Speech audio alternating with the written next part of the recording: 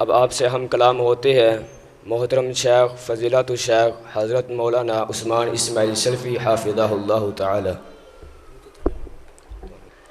السلام علیکم ورحمۃ اللہ وبرکاتہ۔ نحمدہ ونصلی علی رسولہ الکریم، اما بعد فاعوذ باللہ السمیع العلیم من الشیطان الرجیم من حمزہ ونفخہ ونفثہ۔ یا ایہا الذین آمنوا اتقوا اللہ ولتنظر نفس ما قدمت لغد واتقوا اللہ۔ اے ایمان والو، اللہ سے ڈرو، اور چاہیے کہ ہر جان اس بات کے اندر غور کرے کہ اس نے کل آنے والے قیامت کے دن کے لیے آگے کیا بھیجا ہے، اور اللہ تعالیٰ سے ڈرتے رہو۔ قابل صد احترام بھائیوں اور بزرگوں،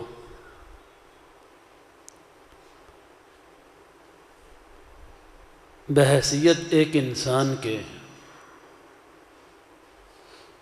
میں اور آپ ایک فزیکلی طور پہ، جسمانی طور پہ جو اللہ نے ہمیں قوت عطا کی ہے، اس کا ذرا جائزہ لیں۔ ایک امام جب تراویح کی نماز پڑھاتے ہیں، گھنٹے کی نماز ہے، سوا گھنٹے کی ہے یا 1.5 گھنٹے کی ہے، اب اس تراویح کی نماز میں امام نے رکوع بھی کرنا ہے، سجود بھی، التحیات بھی بیٹھنا ہے، یعنی ان چیزوں میں کہنے کہ انسان کا سانس نکل جاتا ہے، اور اگر سٹل انسان کو ایک ہی پوزیشن میں کھڑا ہونا پڑے تو یہ انسان جو 1.5 سوا گھنٹے کی نماز میں کئی بار کئی لوگ کبھی اس ٹانگ پہ کبھی اس ٹانگ پہ وزن ڈال رہے ہوتے ہیں، یہ انسان کی ایک جسمانی ہمت ہے، بس اتنے کو۔ لیکن اندازہ فرمائیے کہ جو انسان 1.5 گھنٹہ مسلسل کھڑا نہیں ہو سکتا ہے، قیامت کا دن ہوگا، نبی کائنات علیہ السلام نے فرمایا ما تزول قدم عبد حتی یسأل عن 4، قیامت کے دن اسی انسان کو جب تک 4 سوالوں کے جواب مکمل نہیں ہو جاتے، اللہ ایک قدم بھی نہیں ہلانے دیں گے۔ یہ جو 1.5 گھنٹے میں انسان تھک جاتا ہے، جسم کے پہلو بدلتا ہے، اپنے آپ کو ریلیکس کرتا ہے، اس انسان نے کبھی سوچا ہی نہیں کہ تب جب 50,000 سال کے برابر دن ہوگا، سورج 1.25 میل کے فاصلے پہ ہوگا، تب جب تک 4 سوالوں کے جواب انسان مکمل نہیں کر لیتا، ایک قدم بھی نہیں ہلا سکے گا۔ اور پہلا سوال فرمایا، اللہ پوچھیں گے ان عمرہ فیما افنا، میرے بندے بتا زندگی کہاں پہ گزار کے آیا ہے۔ دوسرا سوال ہے ان شبابہ فیما ابلا، جوانی کہاں پہ گزار کے آیا ہے۔ تیسرا سوال ہے ان مالہ من این اکتسبہ وفیما انفقہ، مال کمایا کہاں سے تھا اور خرچ کہاں پہ کیا تھا۔ اور چوتھا سوال یہ ہے ان علمہ ماذا عمل فیہ، جن جن باتوں کا علم تھا، چلو عالم تو نہیں ہر بندہ ہوتا، لیکن علم تو ہوتا ہے۔ نماز نہ پڑھنا گناہ ہے، جھوٹ بولنا گناہ ہے، ملاوٹ کرنا گناہ ہے، گالی دینا گناہ ہے، بے حیائی کے کام کرنا یا دیکھنا گناہ ہے، ماں باپ سے بدتمیزی سے بولنا گناہ ہے، ہمسائے کو تکلیف دینا گناہ ہے۔ جن جن باتوں کا علم تھا اللہ پوچھیں گے ان پہ عمل کتنا کو کر کے آیا ہے۔ یہ 4 سوال ہے میرے بھائی۔ اب اندازہ فرمائیے ان 4 سوالوں کے جواب میں مجھے اور آپ کو اپنی بے بسی کے علاوہ نظر کچھ نہیں آتا ہے کہ ہم تو پہلے سوال پہ پورا نہیں اتر سکتے ہیں. جب اللہ پوچھیں گے ان عمرہ فیما افنا، زندگی کہاں پہ گزار کے آئے. تو میرے محترم بھائیوں، جب میرا اور آپ کا رب یہ پوچھے گا تو پیش کرنے کے لیے کیا ہے؟ کیا پیش کر سکیں گے اللہ کو؟ کوئی زندگی کا ایسا عمل، کوئی زندگی کی ایسی ایکٹیویٹیز، کوئی زندگی کے ایسے جناب معمولات جب اللہ پوچھے تو پیش کر سکیں کہ یا اللہ یہ تیری خاطر کیا، تیرے دین کی خاطر کیا. تو میرے محترم بھائیوں، آؤ ذرا جائزہ لیں. اللہ تو ہم سے تقاضا کرتا ہے، بلکہ اللہ کہتا ہے کنتم خیر امت اخرجت للناس، تم تو بہترین امت ہو جس کو لوگوں کے لیے پیدا کیا گیا. تامرون بالمعروف وتنہون عن المنکر، نیکی کا حکم دیتے ہو اور برائی سے روکتے ہو. آئے میرے بھائی، میں اور آپ جائزہ لیں اس سوال کا. جب اللہ ہم سے جواب مانگے زندگی کہاں پہ گزار کے آئے، تو میرے اور آپ کے پاس دینے کے لیے کیا ہے اور کیا ہونا چاہیے، کیا کرنا چاہیے. میرے بھائیوں، آج کل کا دور بڑا نفسا نفسی کا دور ہے. انسان صرف اپنی ذاتی زندگی کو سنوارنے پہ لگا ہوا ہے. بیٹا ہے نا، اپنے مستقبل کی فکر میں ہے. بائی کی نہیں، اپنی فکر میں ہے. یہ ایک سیلفش معاشرہ ہے جہاں پہ آج ہم زندگی گزار رہے ہیں. لیکن میرے بھائیوں، مومن کا کام اپنے لیے جینا نہیں ہوتا، مومن کا کام کئیوں کی زندگیاں سنوارنا ہوتا ہے. مومن صرف اپنی سیلفش زندگی نہیں گزارتا، مومن ایک نور کی مانند ہے جو جہاں ہوتا ہے دوسری دنیا کو روشنی اس کے وجود سے ملتی ہے. شاعر مشرق علامہ محمد اقبال نے، ان کے ایک دوست تھے ڈاکٹر عبدالغنی فاروق. علامہ نے ڈاکٹر عبدالغنی فاروق سے کہا کہ چونکہ تب ابھی پاکستان نہیں بنا تھا، یہ ہندوستان، پاکستان اور بنگلہ دیش یہ سارے مل کے ایک ہی ملک بر صغیر کے نام سے تھا. انگریز کا راج تھا، انگریز کی حکومت تھی. تو یہاں پہ جو انگریز وہاں سے آتے تھے، مشرقی روایات کو دیکھتے، اذانوں کی آوازیں سنتے، مسلمانوں کے کلچر کو دیکھتے، کئی مسلمان بھی ہو جاتے ان میں سے. تو علامہ محمد اقبال نے اپنے دوست عبدالغنی فاروق سے کہا کہ تم ایسا کرو، جہاں پہ تم کو کوئی نیو مسلم، کوئی نیا مسلمان جو ہے وہ ملتا ہے نا، اس کا انٹرویو کیا کرو کہ وہ اسلام کی کون سی خوبی جو ہے جس سے متاثر ہو کے مسلمان ہوا ہے، اور اس انٹرویو کو لکھا کرو، پھر اس کو شائع کیا کرو. تو ڈاکٹر عبدالغنی فاروق نے 2 کتابیں لکھی ہیں. ایک کا نام ہے ہم مسلمان کیوں ہوئے، اور ایک کا نام ہے ہمیں خدا کیسے ملا. یہ 2 کتابیں ہیں. میرا خیال یہ ہے کہ ہر مسلمان کو اپنے ایمان کو چارج کرنے کے لیے نا یہ 2 کتابیں پڑھنی چاہیے. اس میں ڈاکٹر عبدالغنی فاروق جو ہے نا، جو ہم مسلمان کیوں ہوئے، اس میں ایک لڑکی کا واقعہ لکھتے ہیں جو مذہب کے اعتبار سے عیسائی تھی.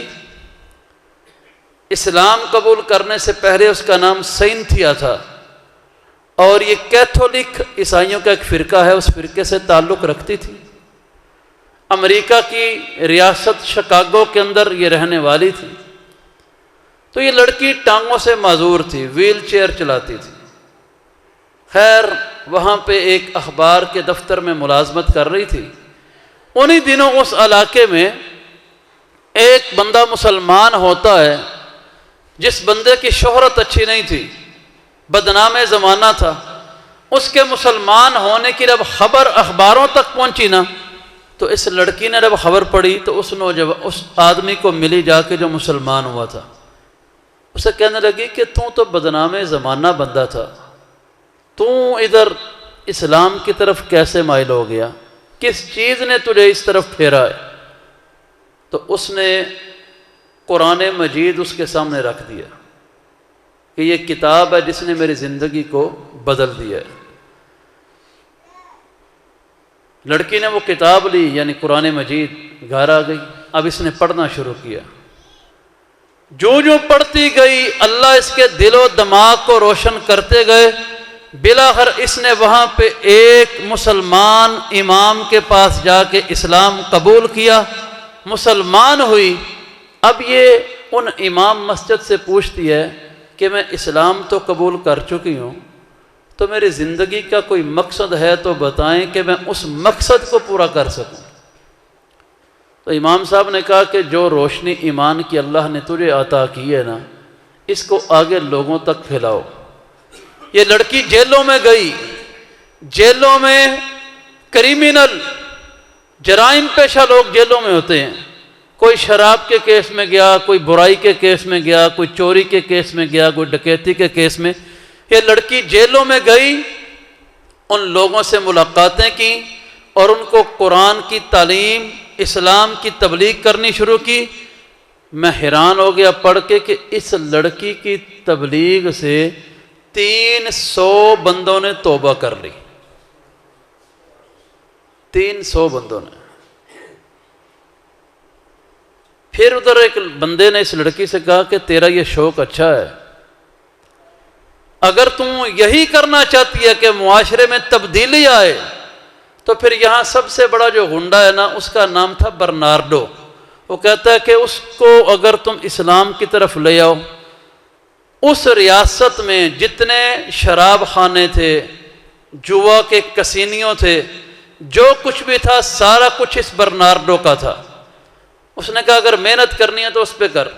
یہ لڑکی نے اس برنارڈو کے گھر کا پتہ معلوم کیا، اپنی ویل چیئر کو چلاتی چلاتی اس کے گیٹ تک پہنچی، اور باہر وہ اس کے گارڈ کھڑے تھے۔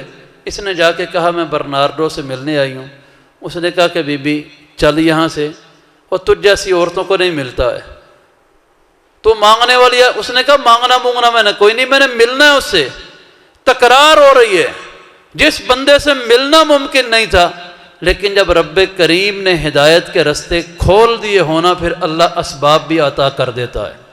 یہ باہر تکرار کر رہی ہے سیکیورٹی گارڈ سے، وہ کہہ رہا بی بی نہیں مل سکتی ہے، کہتی ہے میں نے مل کے جانا ہے۔ اندر وہ برنارڈو اپنی کوٹھی کے باغ کے اندر نا وہ واک کر رہا ہے، چہل قدمی کر رہا ہے۔ اس کے کانوں میں شور پڑا کہ باہر کوئی تکرار ہو رہی ہے، کوئی عورت کی آواز ہے۔ وہ گیٹ کھول کے کہتا ہے کون ہے بھائی، کس نے شور ڈالا ہے؟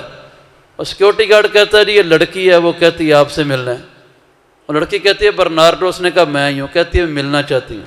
اس نے کہا کہ ہیلپ چاہیے، کوئی مدد چاہیے، غریب ہو؟ کہا نہیں، غربت کا مسئلہ نہیں، کچھ مانگنے نہیں آئی، 5 منٹ مجھے گھڑی سے دیکھ کے دے دو، میں 1 سیکنڈ بھی اوپر نہیں لوں گی۔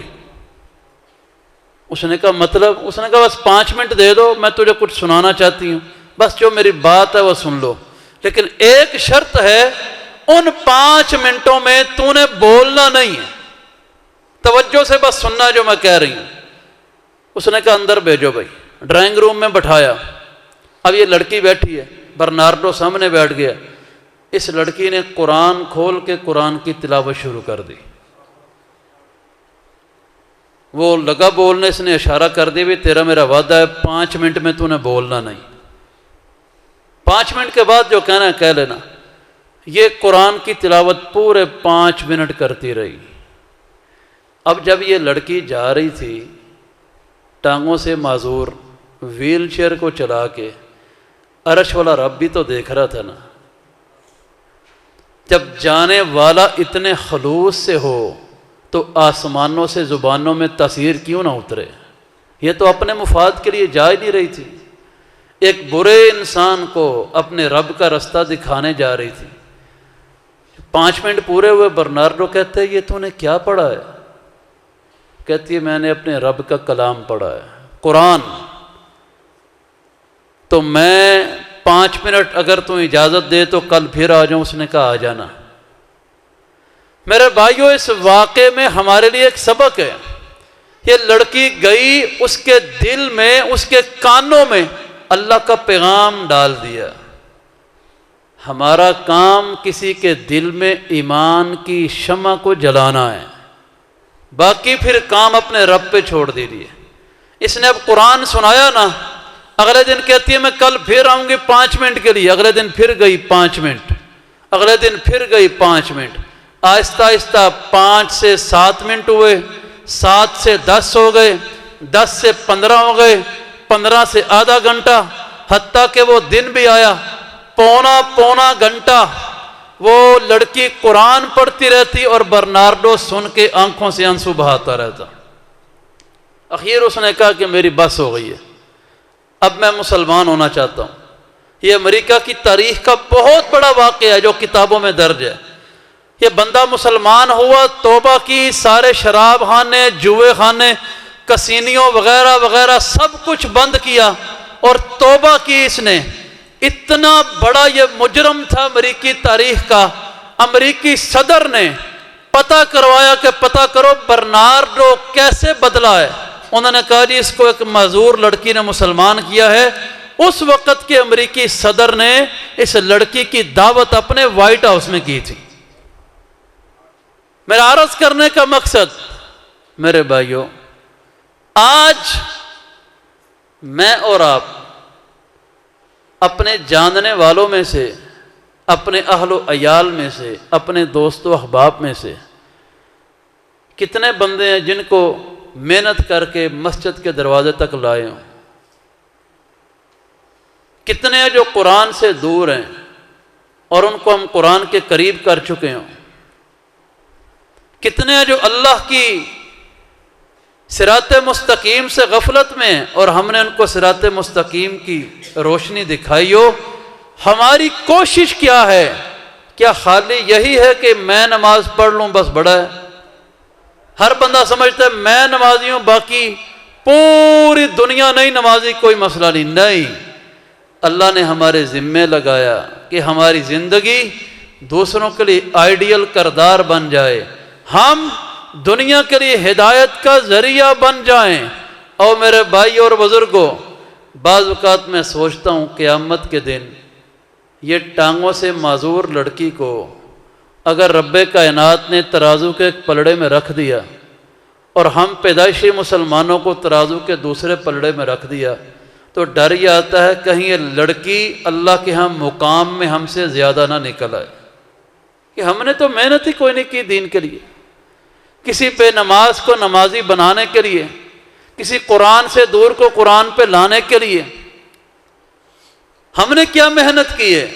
میرے بھائیو، یہ طریقہ تھا حضرات صحابہ کرام رضوان اللہ علیہم اجمعین کا، یہ زندگیاں تھیں کہ ایک ایک بندے نے پوری بستی کو بدل کے رکھ دیا۔ جناب نبی اکرم صلی اللہ علیہ وسلم کے پاس مدینہ منورہ سے کچھ لوگ گئے تھے، 12 یا 13 لوگ تھے، تو اس کو بیعت عقبہ اولیٰ کہتے ہیں۔ یہ مدینہ کے لوگ گئے، حضور علیہ السلام سے ملاقات ہوئی، اسلام قبول کیا۔ اسلام قبول کیا تو کہتے ہیں یا رسول اللہ صلی اللہ علیہ وسلم اب ہمارے ساتھ کوئی بندہ بھیجیے مدینے کہ جو مدینے میں جا کے لوگوں کو اسلام کی تبلیغ کرے۔ وہاں صدیق اکبر بھی موجود تھے، فاروق اعظم بھی موجود تھے، عثمان ذو النورین بھی موجود تھے، علی حیدر کرار بھی تھے، لیکن میرے نبی علیہ السلام نے ایک بندے کا نام لیا تھا اور اس صحابی کا نام ہے مصعب بن عمیر رضی اللہ تعالیٰ عنہ۔ یہ مصعب بن عمیر کون تھے بھلا؟ آج کا نوجوان برانڈ پہ مرتا ہے، میرے جوتے برانڈڈ ہونے چاہیے، میرا سوٹ جناب کسی ہائی فائی برانڈ کا ہونا چاہیے، میں پرفیوم کسی ایسے برانڈ کی لگاؤں میرے دوست رشک کریں، میں گھڑی پہنوں کسی امپورٹڈ برانڈ کی، دنیا میرا ٹور دیکھے۔ جناب آج ہم جس برانڈ کے پیچھے مرتے ہیں، اللہ کی قسم جنہوں نے سیرت کو پڑھا ہے، مصعب بن عمیر کی ذات مکے کا ایک برانڈ تھے وہ۔ اور یہ لفظ میں کیوں کہہ رہا ہوں؟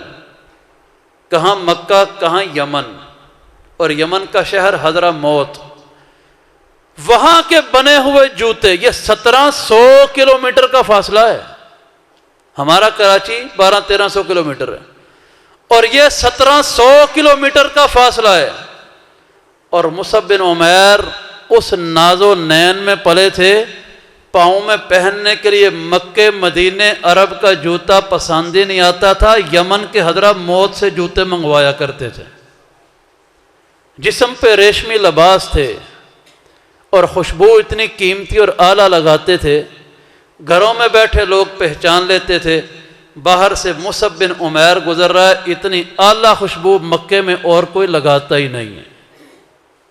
اتنا ٹور جناب زندگی کا، اتنی جناب ناز و نعمت والی زندگی، لیکن جب نبی مکرم صلی اللہ علیہ وسلم سے تعارف ہوا، یہی مصعب بن عمیر مسلمان ہوئے، سکی ماں آڑے آ گئی، اور ماں کہتی ہے مصعب اگر محمد صلی اللہ علیہ وسلم کا کلمہ پڑھو گے، ان کے ساتھی بنو گے، میں ماں ضرور ہوں لیکن سب کچھ چھین لوں گی، یہ کپڑے جو وجود کے اوپر پہنے ہیں یہ بھی اتروا لوں گی۔ مصعب بن عمیر نے کہا اماں اب سب کچھ چھوڑا جا سکتا ہے لیکن محمد رسول اللہ کو چھوڑا نہیں جا سکتا ہے، تو تیر آزما ہم جگر آزمائیں، تو ماں ہے نا، اپنا وس لگا لے تو، میں اب پیچھے نہیں ہٹنے والا۔ ماں نے جناب سب کچھ چھین لیا، اور مصعب بن عمیر جب نبی علیہ السلام کے پاس آئے تھے تو سیرت کی کتابوں میں لکھا ہے ایک بوری ٹاٹ حضرت مصعب بن عمیر نے یوں ناف سے گھٹنوں تک اور ککر کے کانٹوں سے اس کو باندھا ہوا تھا، اور مصعب آ رہے تھے۔ عمر فرماتے ہیں نبی کائنات علیہ السلام نے یوں نظر پڑی، آپ کی آنکھوں میں بھی آنسو آ گئے، فرماتے ہیں میرے صحابہ دیکھو اللہ اور اس کے رسول علیہ السلام کی خاطر سب کچھ قربان کر کے وہ دیکھو مکے کا شہزادہ آ رہا ہے۔ یہ مکے کے شہزادے تھے، یہ مصعب جس نے دنیا کی ہر دولت کو ٹھکرا دیا اللہ اور اس کے رسول کی محبت میں۔ جب مدینے والوں نے کہا نہ کوئی بندہ بھیجیے جو جا کے ہمیں اسلام کی تبلیغ کرے، پھر نبی نے فرمایا مصعب بن عمیر کو لے جاؤ، جس نے دنیا کی دولتیں چھوڑی، میرے رب نے ان دولتوں کا حقدار بنا دیا کہ اللہ کے نبی علیہ السلام کی حدیث ہے ایک بندہ جس کے ہاتھوں مسلمان ہو جائے 100 سرخ اونٹوں کی دولت اتنی قیمتی نہیں جتنا ایک بندے کا اسلام قبول کرنا اللہ کے ہاں بہترین ہے۔ یہ ایسے ہی ہے بھائیو، جس طرح 100 فارچونر کسی بندے کے پاس ہوں یا آئی ویٹ ہوں تو بندہ جناب علی وہ کتنا کہے گا جی 100 گاڑیاں پراڈو کھڑی ہے اس کے پاس، 100 فارچونر ہے اس کے پاس۔ عرب کا سرخ اونٹ اتنا ہی قیمتی تھا اس دور میں، فرمایا 100 سرخ اونٹ کسی کے پاس ہوں وہ اتنا دولت مند نہیں ہے، اس کا مقام نہیں، جس کے ہاتھوں ایک بندہ اسلام پہ آ جائے جتنا اس کا مقام اللہ کے ہاں ہے۔ جس مصعب نے ساری دنیا کی دولتوں کو پاؤں کی جوتی پہ رکھا اللہ اور اس کے رسول علیہ السلام کی خاطر، یہ مصعب اللہ کے رسول نے فرمایا مدینے جاؤ ان کو اسلام کی تبلیغ کرو، اور آپ حیران ہوں گے میں نے اور آپ نے دین کے لیے کیا کیا، اللہ کی قسم ہم تو بس فارمیلٹی پوری کر رہے ہیں۔ مصعب بن عمیر مدینہ گئے، ان کی تبلیغ سے 600 بندوں نے اسلام قبول کیا تھا۔ زندگی کا پتہ تو چلا نا کہ زندگی کسے کہتے ہیں، کردار کسے کہتے ہیں۔ ایک جیتا جاگتا کردار مومن کا کیا ہوتا ہے؟ 600 بندوں نے اسلام قبول کیا مصعب بن عمیر کے ہاتھوں۔ او میرے بھائیو، آج ہمارا کردار کیا ہے؟ ذرا سوچئے تو صحیح۔ ایک باپ گھر سے نماز پڑھنے آ جاتا ہے اکیلا ہی، اس کے بیوی بچے گھر میں ٹیلی ویژن کے آگے ہیں، اولاد موبائل پکڑ کے بیٹھی ہے، یہ باپ آتے ہوئے بھی نہیں کہتا، جا کے بھی نہیں کہتا، وہ سمجھتا ہے کہ میں نے نماز پڑھ لی پورے گھر کا فریضہ ادا ہو گیا۔ بھائیو ہماری ذمہ داری دین کے حوالے سے کیا ہے؟ اب آ جائیں اگلی بات پہ۔ مصعب بن عمیر جب مدینے آئے، جن لوگوں نے کلمہ پڑھا نا ان کے ہاتھوں، ان میں ایک 18 سال کے نوجوان بھی تھے۔ جب شروع لوگوں نے کلمہ پڑھا نا، 75 لوگ تھے جنہوں نے کلمہ پڑھا تھا۔ یہ 73 مرد تھے اور 2 عورتیں تھیں۔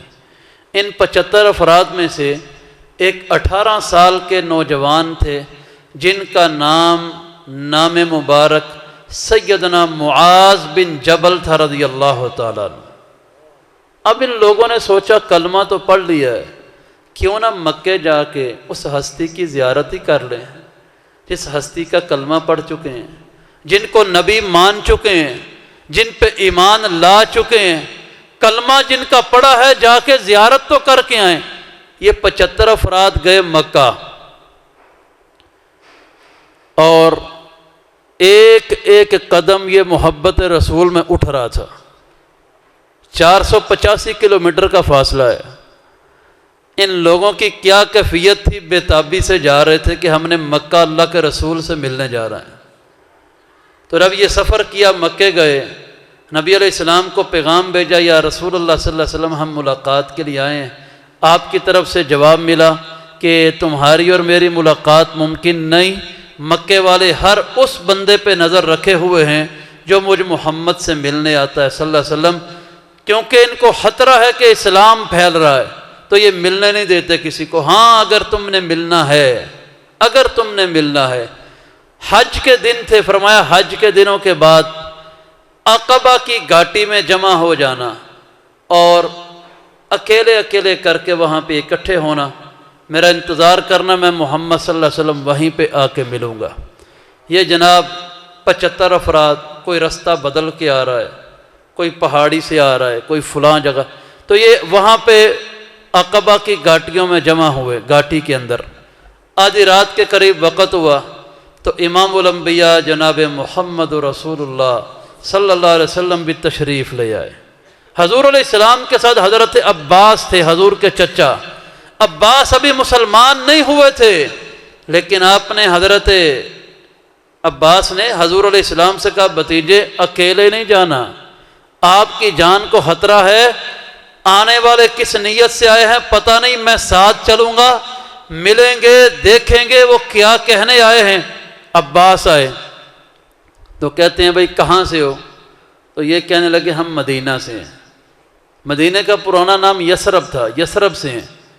تو عباس فرماتے ہیں خیریت سے آئے ہو؟ کہا ہاں، رسول اللہ صلی اللہ علیہ وسلم کی زیارت اور ملاقات کے لیے آئے ہیں، اور دعوت دینے آئے ہیں کہ اللہ کے رسول علیہ السلام یہاں مکے میں آپ کی جان کو خطرہ ہے، آپ مدینہ ہمارے پاس آ جائیں، وہاں انشاءاللہ آپ کو کچھ نہیں ہوگا۔ عباس نے بات سنی تو کہا مدینے والوں، وہ یہ جو بات کر رہے ہو نتیجہ معلوم ہے کیا ہے؟ مدینے والے کہتے ہیں معلوم ہے۔ کہا کیا نتیجہ ہے؟ کہا یہی ہے کہ مدینہ کے یہودی ہمارے خلاف ہو جائیں گے اور مکے والے ہمارے دشمن بن جائیں گے۔ عباس نے کہا اگر ایسا ہو گیا، تمہارے مدینہ کے اندر کے یہودی بھی تمہارے خلاف ہو گئے، مکے والے بھی حملہ کر بیٹھے، اکیلے محمد صلی اللہ علیہ وسلم کا دفاع کر لو گے؟ مدینہ والوں نے جو جواب دیا تھا نا، اللہ کی قسم، آج 1400 سال بعد بھی ایمان والا پڑھے تو دل کرتا ہے ان 75 بندوں کے قدم جہاں پہ لگے ہیں بندہ اس زمین کو بھی چوم لے۔ تو انہوں نے کہا کہ مدینہ والوں نمٹ لو گے؟ مدینہ والوں نے کہا عباس ہم تلواروں کی چھاؤں میں پلے ہیں اور تلواروں کی آغوش میں جوان ہوئے ہیں، محمد صلی اللہ علیہ وسلم کو ذرا مدینے تو آنے دو۔ اگر ان کے مدینہ آنے کے بعد کسی نے ان کی طرف میلی نگاہ سے دیکھا، پھر مائیں اپنے بچوں کو لوریوں میں کہانیاں سنایا کریں گی اور تاریخ لکھنے والے لکھیں گے کہ مدینہ والے وہ تھے جو اپنے بیوی بچوں سے بھی اتنی محبت نہیں کرتے تھے جتنی محمد رسول اللہ سے کرتے تھے۔ ان کو مدینہ تو آنے دو۔ ادھر جب یہ بات ہوئی نا تو عباس مسکرا اٹھے، تو تو میں جب یہ پڑھتا ہوں میں کہتا ہوں عرش والا رب کتنا مسکرایا ہوگا، اتنے محبت لے کے آئے مدینہ سے۔ تو عباس نے حضور کے کندھے پہ ہاتھ رکھا، بھتیجے یہ بندے بے وفائی نہیں کریں گے، ان کے ساتھ چلے جاؤ۔ تو میرے نبی نے تب بھلا کیا فرمایا تھا، قوموا قد وجبت لکم الجنہ، مدینہ سے آنے والوں پلٹ جاؤ، میرے رب نے تم 75 کو جنت کا وارث بنا دیا۔ تو انہوں نے استدعا کی، گزارش کی، عرض کی کہ یا رسول اللہ صلی اللہ علیہ وسلم ایک عرض ہے، ہم جو 73 مرد ہیں تو آئے تو ہیں، زیارت بھی ہو گئی ہے، اب ذرا نبوت والے سینے سے گلے ملنے کو، معانقہ کرنے کو دل کرتا ہے۔ تو یہ ایک ایک کر کے نا حضور علیہ السلام سے ملے، کتنی بڑی سعادت تھی اللہ کی قسم۔ وہ لمحے ہی پوری زندگی ان کا سرور ہی نہیں جاتا ہوگا، تو یہ باری باری حضور علیہ السلام کو مل رہے ہیں۔ اللہ اکبر۔ جب باری آئی نا معاذ بن جبل کی، یہ جوانی ہوتی ہے، 18 سال کا جوان ہے، جوانی میں تو بندے کو جس چیز کا عشق ذہن پہ سوار ہو جائے بندہ اس کے لیے اپنی جند جان داؤ پہ لگا دیتا ہے۔ وہ کبوتر بازی کا شوقین ہو جائے تب، وہ جناب موٹر سائیکل پہ ون ویلنگ کرنے کا شوق پڑ جائے تب، اس کو پھر جان کی پرواہ نہیں ہوتی۔ اور جوانی پھر اوپر سے ایمان، اوپر سے نبی علیہ السلام سامنے ہیں۔ اور جب معاذ کی ملنے کی باری آئی نا تو حضور کو یوں بازوؤں میں لے کے نا معاذ تو زاروں کی طرح رونے لگ گئے، اپنی قسمت پہ رشک کرتے ہوئے کہ آج یہ نصیب ہے میرا کہ نبیوں کے امام کو میں یوں سینے سے مل رہا ہوں۔ بہرحال چلے آئے مدینہ واپس۔ 1 سال گزرا تھا، 1 سال تو یہ حضور علیہ السلام بھی ہجرت کر کے مدینہ تشریف لے آئے۔ جب مدینہ آئے وقت گزرتا گیا، فتح مکہ کے بعد حضور علیہ السلام نے نا حضرت معاذ بن جبل سے ایک دن فرمایا معاذ یمن کی طرف جاؤ۔ یمن عیسائیوں کا علاقہ تھا سارا، یہ شام یمن سارے علاقے، فرمایا ادھر جاؤ، وہاں تبلیغ کرنی ہے اسلام کی، اللہ کے دین کی۔ تو معاذ کہتے ہیں یا رسول اللہ صلی اللہ علیہ وسلم یہ آپ کا فیصلہ ہے، حکم ہے؟ تو فرمایا کہ معاذ یہ فیصلہ میرا نہیں ہے، اوپر آسمانوں سے ہو چکا ہے۔ یہ منبر و محراب کی جو وراثت ہوتی ہے نا، یہ نصیب، یہ بھائیوں اپنی مرضیوں سے نہیں ملتے، میرے رب نے کہاں پہ کس سے دین کا کام لینا، یہ فیصلے اوپر ہوتے ہیں، یہ اللہ کے فیصلے ہیں۔ اللہ کس کس سے اپنے دین کا کام لیتا ہے یہ اللہ کو پتہ۔ اللہ، تو معاذ بن جبل جو ہے نا، جب یہ سنانا کہ میرے رب نے میرا فیصلہ کیا ہے کہ معاذ یمن جائے، شام جائے، تبلیغ کرے، تو معاذ نا ابن کثیر رحمہ اللہ یہ واقعہ لکھتے ہیں اپنی البدایہ والنہایہ میں، معاذ اپنے گھر کی طرف دوڑے۔ تو معاذ رضی اللہ عنہ کی ماں بیمار تھی، بوڑھی تھی، عرصے سے چارپائی کے اوپر تھی، اٹھ نہیں سکتی تھی۔ تو معاذ گئے ماں کے پاس، چارپائی پہ ماں لیٹی ہے تو پاس ہی زمین پہ بیٹھ گئے۔ تو ماں سے کہتے ہیں اماں تیرے بیٹے کو تبلیغ کے لیے مدینہ چھوڑ کے جانا پڑ رہا ہے۔ تو ماں کہتی ہے بیٹا یہ تیرا نام کس نے تجویز کیا ہے؟ تو معاذ کہتے ہیں اماں عرش والے رب نے میرا نام قرآن نکالا ہے۔ تو ماں کہتی ہے تجھے یہ کس نے بتایا؟ تو فرماتے ہیں میرے رسول نے بتایا ہے کہ معاذ اللہ حکم دے رہا ہے کہ میں تجھے وہاں پہ بھیجوں تبلیغ کے لیے۔ وہ ماں جو عرصہ سے اٹھ نہیں سکی تھی، بستر پہ بیمار تھی، کہتی ہے کیا میرے رب نے میرے پتر کا نام لیا ہے؟ کہا ہاں ماں میرے نبی نے تو ایسے ہی بتایا ہے۔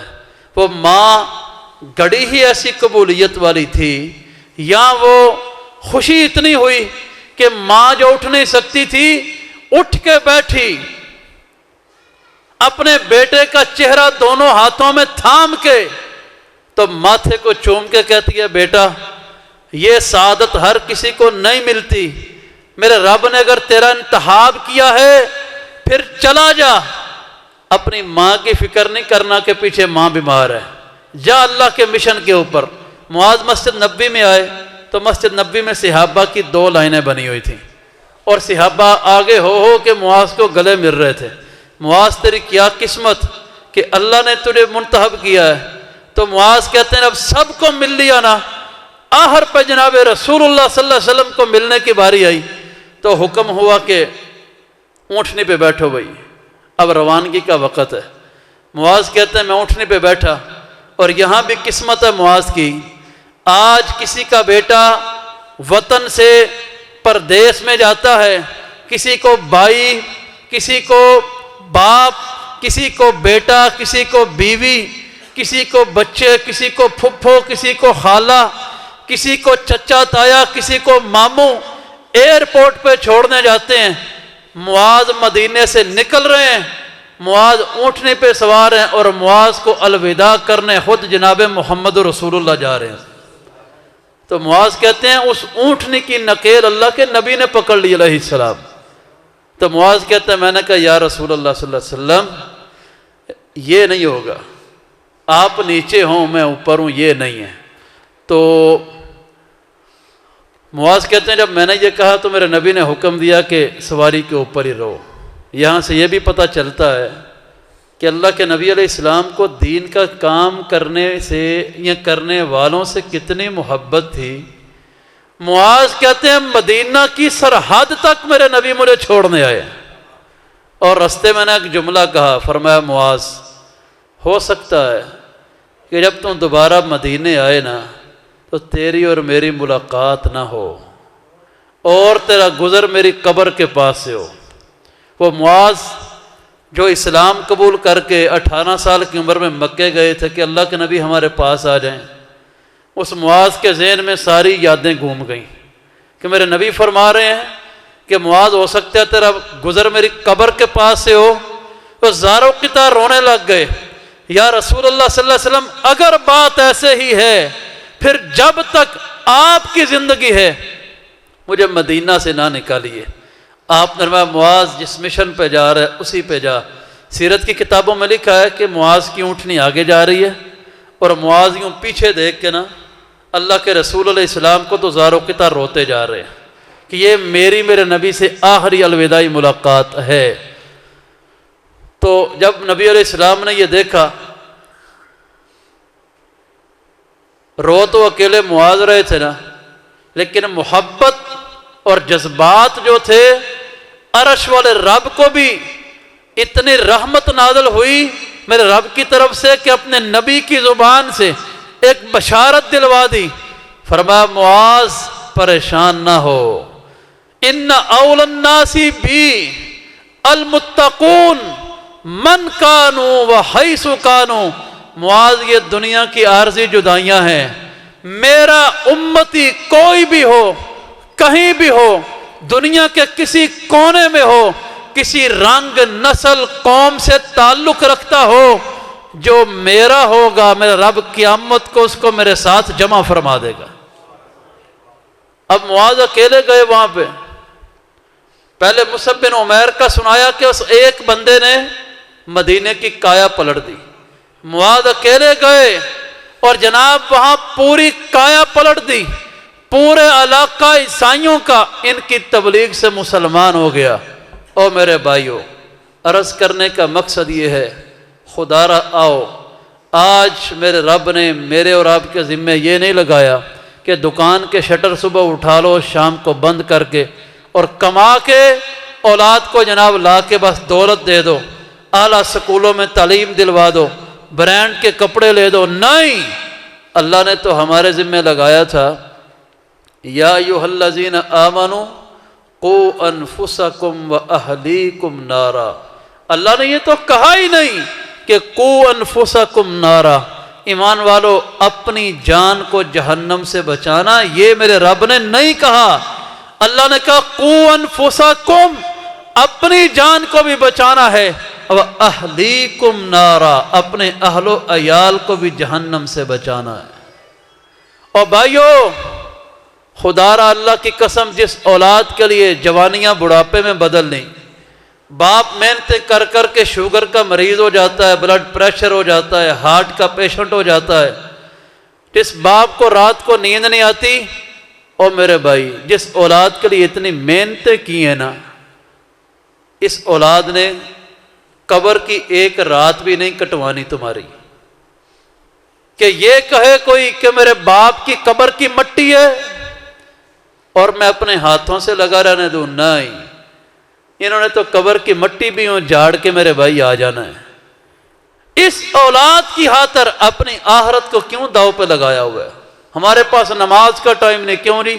دن رات کمانے پہ لگے ہوئے ہیں، جمعے کا ٹائم نہیں، شہر سے باہر گھرائی کرنے جانا ہوتا ہے، رمضان میں اعتکاف کا ٹائم نہیں، زندگی کی مصروفیت ہی ایسی ہے، تراویحاں پڑھنے کا ٹائم نہیں کہ سیزن لگا لیں، عید کی نماز پڑھنے کا بھی صرف ٹائم ہے سال کے بعد کہ چلو باغ کے عید کی نماز پڑھ لے۔ اور جس اولاد کی خاطر بھائی کر رہا ہے، اللہ کی قسم جب قبر میں اتارا جانا ہے نا، واہ جند اپنی ہے، اکیلے وہاں پہ سوال و جواب ہونے ہیں، کسی اولاد بیٹے بیٹی نے وہاں ایک قبر کی رات بھی نہیں کٹوانی آ کے۔ تو خدا را میرے بھائیوں، اپنی آخرت کے لیے کچھ تو جمع کرو۔ جب میرا اور آپ کا رب ہم سے پوچھے ان عمرہ فیما افنا، زندگی کہاں پہ گزار کے آئے، تو معاذ بن جبل کی طرح کچھ پیش کر سکیں، مصعب بن عمیر کی طرح پیش کر سکیں، اپنی اولاد کو ہی صحیح کر جائیں کہ کم از کم کل جب قبر میں ہوں تو یہ اولاد پیچھے اس قابل ہو کہ جن کی دعائیں وہاں قبر میں بھی پہنچتی رہے، اور قیامت کا دن ہو اللہ کے نبی کی وہ حدیث پوری ہو جائے کہ آپ نے فرمایا قیامت کو ایک بندے کو اللہ نیکیوں کے پہاڑ عطا کرے گا، تو بندہ کہے گا یا اللہ میں اتنا نیک تو ہے نہیں تھا، اپنی اوقات کا تو پتہ ہی ہوتا ہے نا، میں تو اتنا نیک تھا نہیں، اللہ یہ نیکیاں کہاں سے آ گئیں؟ اللہ فرمائیں گے باستغفاری والدک لک، تو دنیا سے آ گیا، تیری اولاد پیچھے جب بھی دعاؤں کے لیے ہاتھ اٹھاتی تو کہتی یا اللہ میرے باپ اور ماں کو معاف کر دینا، وہ ان کی جو دعائیں تھیں نا، میں رب آج نیکیوں کے پہاڑ بنا کے تجھے عطا کر رہا ہوں۔ آج سکی اولاد کو ماں باپ کے جنازے پہ کھڑے ہو کے جنازے کی دعائیں نہیں آ رہی ہوتی، اور کیا کمایا میرے بھائیوں ہم نے، بچے کو انجینئر بنا لیا، ڈاکٹر بنا لیا، بچے کو جناب دنیا کی اعلیٰ کرسیوں پہ بٹھا لیا، افسر بنا لیا، لیکن جب اپنی میت کی باری تھی بچے کو ایک دعا نہ یاد کروا سکے کہ ہماری بخشش کے لیے 2 بول ہی بول سکے۔ وہ تو مولوی صاحب اگر اونچی آواز میں پڑھنے والے تھے تو پیچھے سن کے آمین کہہ لی، اور اگر مولوی صاحب بھی خاموشی جنازہ پڑھانے والے تھے تو بیٹے ہاتھ باندھ کے کھڑے رہے، پڑھنا تو آتا ہی کچھ نہیں تھا۔ تو کیا کمایا؟ کمائی کیا ہے؟ اس لیے میرے محترم بھائیو، خدا را یہ رمضان کا مہینہ ہے، حضرت ابراہیم علیہ السلام کی سنت کو سمجھیے، آپ نے اللہ سے دعا کی رب اجعلنی مقیم الصلاۃ، آتی ہے نا دعا، تو کیا کہا اللہ مجھے نمازی بنا دے؟ نہیں، رب اجعلنی مقیم الصلاۃ ومن ذریتی، اللہ مجھے بھی نمازی بنا دے، میری اولاد کو بھی نمازی بنا دے۔ یہی ابراہیم جن کی فرما برداریوں سے کائنات کا رب خوش ہوا، اللہ نے کہا ابراہیم میں تجھے کائنات کے لوگوں کے لیے امام بنا رہا ہوں، امام، تو ابراہیم نے ساتھ ہی کہہ دیا وَمِن ذُرِّيَّتِي، اللہ میری اولاد میں سے بھی امام بنا دینا۔ یہاں باپ کو فکر ہی کوئی نہیں اولاد کی، ابراہیم ساتھ اولاد کی دعائیں مانگ رہے ہیں۔ اگر بیت اللہ تعمیر ہوا ہے تو بیٹے اسماعیل کو ساتھ لگایا ہے۔ اور بھائیو آؤ، آج بیٹے کی انگلی پکڑ کے اس کو مسجد میں لانا سیکھو، اپنے گھروں میں دین کی بات کرنا سیکھو، ایک کردار بنو، ایک شمع بنو جس سے ایمان کی روشنی دوسروں تک منتقل ہو، تمہارے ذریعے لوگ جہنم سے بچیں، لوگ جو رب سے ٹوٹے ہوئے ہیں اپنے رب سے مل جائیں، جو قرآن سے دور ہیں قرآن پڑھنے والے بن جائیں، جو مسجد سے دور ہیں وہ مسجد میں سجدے کرنے لگ جائیں۔ یہ زندگی کی سب سے بڑی کمائی ہے۔ اللہ رب العالمین مجھے اور آپ کو جو سنایا ہے سمجھ کے عمل کرنے کی توفیق عطا فرمائے۔ آخر دعوانا ان الحمد للہ رب العالمین۔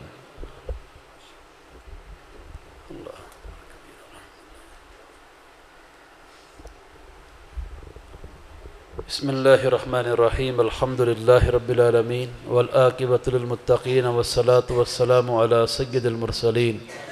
اللہم صلی علی محمد وعلی آل محمد کما صلیت علی ابراہیم وعلی آل ابراہیم انک حمید مجید۔ اللہم بارک علی محمد وعلی آل محمد کما بارکت علی ابراہیم وعلی آل ابراہیم انک حمید مجید۔ اے الہ العالمین، جتنے مسلمان فوت ہو چکے ہیں سب پہ اپنی رحمت نازل فرما۔ اللہ اس رمضان کی مبارک گھڑیوں میں اللہ تمام فوت شدگان مسلمانوں کو معاف فرما دے۔ اے اللہ، جتنے بیمار ہیں گھروں میں یا ہسپتالوں میں سب کو شفاء کامل عاجل عطا فرما۔ اللہ ہمارے گناہوں سے درگزر فرما۔ اللہ ہماری خطاؤں کو معاف فرما۔ اے اللہ، جو زندگی میں پیچھے کمیاں کوتاہیاں ہو چکی ہیں ان کی اصلاح کرنے کی توفیق عطا فرما۔ اے اللہ، تو بڑا غفور الرحیم ہے، ابھی تک پردے رکھے ہوئے ہیں، اللہ پردے میں رکھتے ہوئے ہمیں معاف فرما دے۔ اے اللہ، ہم سے راضی ہو جا، اپنے دین کا غلام بن کے ہمیں جینے کی توفیق عطا فرما۔ اللہ، ہم سے اپنے دین کا کام لے لے، اپنے نبی علیہ السلام کی سنتوں کو پھیلانے کا کام لے لے۔ اے الہ العالمین، جو بے اولاد ہیں ان کو اولاد عطا فرما۔ اللہ، جن کو اولاد دی ہے ان کو اولادوں کے دکھوں سے محفوظ فرما۔ اللہ، ہماری اولادیں ہماری فرما بردار بنا، اپنی عبادت گزار بنا، دنیا آخرت میں ہماری عزتوں کا ذریعہ بنا۔ اے الہ العالمین، جو نعمتیں دی ہیں ان کے زوال سے محفوظ فرما، جن نعمتوں کی کمی ہے اللہ وہ بھی نصیب فرما۔ اے الہ العالمین، جب تک زندگی ہے اسلام پہ نصیب فرما، جب موت آئے اللہ ایمان پہ نصیب فرما۔ اے اللہ، ہم دنیا میں حضور علیہ السلام کی زیارت نہیں کر سکے، اللہ آخرت میں ان کی زیارت نصیب فرما۔ اللہ، ان کی شفاعت نصیب فرما۔ اللہ، ان کے ہاتھوں حوض کوثر کا پانی نصیب فرما۔ اللہ، قیامت کو ابو بکر و عمر، عثمان و علی کی زیارتیں نصیب فرما۔ قیامت کو اپنا دیدار نصیب فرما۔ اے الہ العالمین، اس وطن عزیز پاکستان کی حفاظت فرما۔ جو مانگ سکے ہیں اللہ وہ بھی، جو دلوں میں مرادیں ہیں وہ بھی پوری فرما۔ اے الہ العالمین، ہماری دعائیں قبول فرما۔ ربنا، جو پروگرام کروانے والے میرے بھائی ہیں اللہ ان پہ اپنی رحمت نازل فرما۔ تیرے اور تیرے نبی علیہ السلام کے فرامین کو سننے کے لیے جتنے میرے بھائی بزرگ جوان یہاں بیٹھے ہیں اللہ سب پہ اپنی رحمت نازل فرما۔ الہنا و الہ العالمین، الہ الحق آمین، الہ الحق آمین۔ ربنا تقبل منا انک انت السمیع العلیم وتب علینا انک انت التواب الرحیم۔ وصلی اللہم علی نبیک محمد وعلی آلہ وصحبہ اجمعین برحمتک یا ارحم الراحمین۔